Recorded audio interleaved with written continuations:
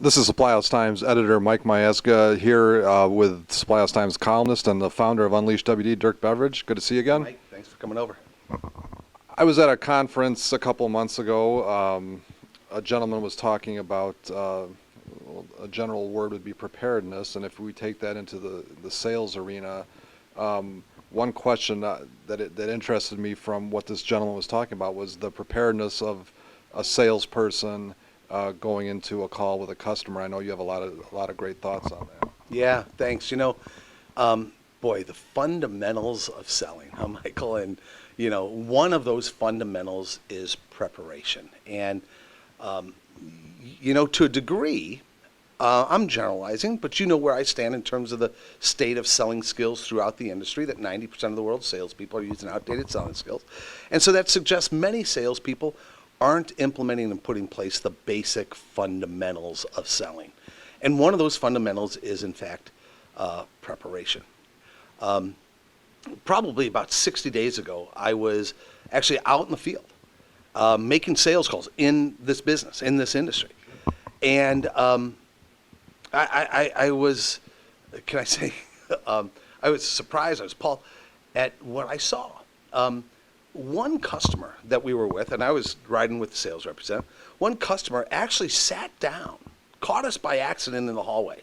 The general manager of the business caught us by accident, sat us down, and started laying out his 6-month plan for the business. Oh my God, right? Phenomenal.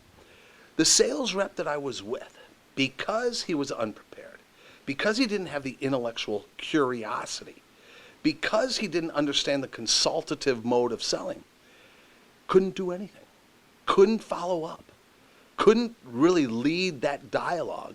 And worse yet, when we left, the salesperson, the sales manager, never once had a discussion relative to what that general manager was saying.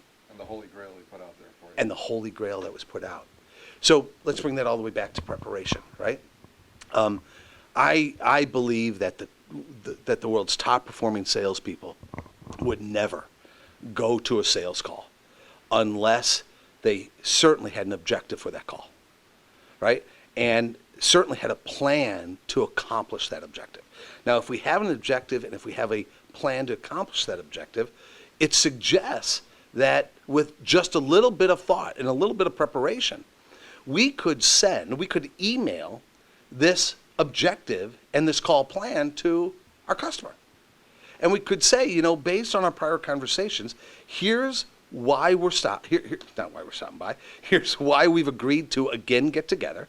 Here's the agenda, here's the topics. And oh, by the way, before coming, here's the homework that I personally am going to do so that I'm best prepared. And by the way, if you could think about this topic and this topic, when we get together, we could really drive the initiatives, the thinking that we've had in the past even further, right?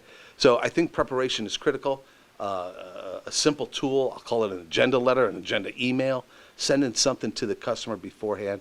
I guarantee you, once your listeners do something that simple, that fundamental, the quality of their sales calls will immediately skyrocket. What would your quick, less than a minute advice be to someone that does want to be more prepared the next time they walk into a customer's office? So, I am a consultant and as a professional speaker, so anything less than, you ask me to do something in a minute or less, it's going to be very, very hard, right? But, what was the question? So, how would they prepare, right? What would your quick advice be to someone that wants to get better and wants to be more prepared? Yeah, you know what, Michael, it is unconscionable for a sales representative to make a call today on any customer without going to that customer's website, right there, right? There's number one. To be better prepared, number one, go to the customer's website. Understand the customer's business. Understand their vision, their mission, their goals. Understand what they're looking to do. Number two, I'd go to the individual's LinkedIn profile, right? To understand what that individual roles, responsibilities are, what their, what's important to them, if you will. Second or third, I would go through an exercise I call the suspected needs exercise. And I would say, based on the title of the individual, What do purchasing agents, what do superintendents, what do contractors go to bed thinking about at night?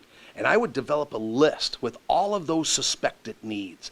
And then I would prepare by thinking about what I know about this the individual I'm going to be calling on, what's on this list, and then I would start developing a strategic conversation based on the suspected needs of those individuals and the research that I've done.